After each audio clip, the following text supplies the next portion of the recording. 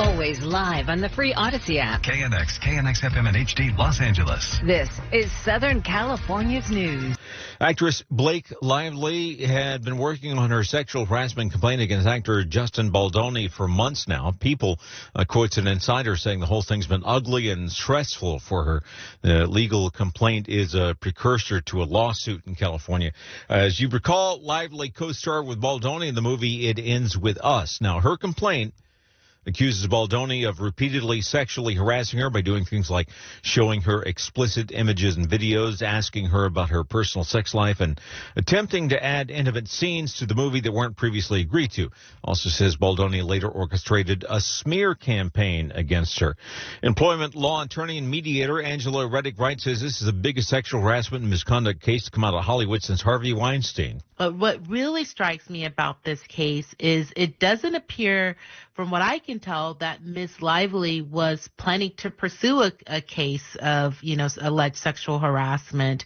But she didn't contemplate it until after the alleged smear campaign by Mr. Baldoni and his team. And so it seems that is what prompted it, and to read the level of what's being alleged with respect to the smear campaign or the alleged astroturfing campaign is really what struck me as a new level of alleged harassment that I'm not sure we've ever seen in this type of complaint. Particularly, obviously we're living in a internet-driven world. And so I think we're seeing what alleged retaliation looks like in this new world of the internet. The legal filing states there was a meeting held during production to address Lively's allegations. Terms were laid out to try to stop things from escalating, and they were agreed to.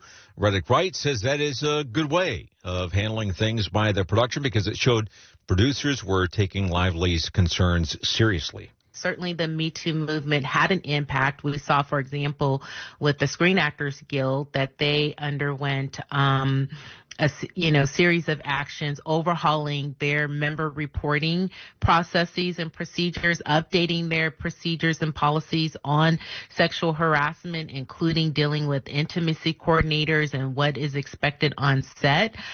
So we saw a lot of activity post MeToo, which has had positive change.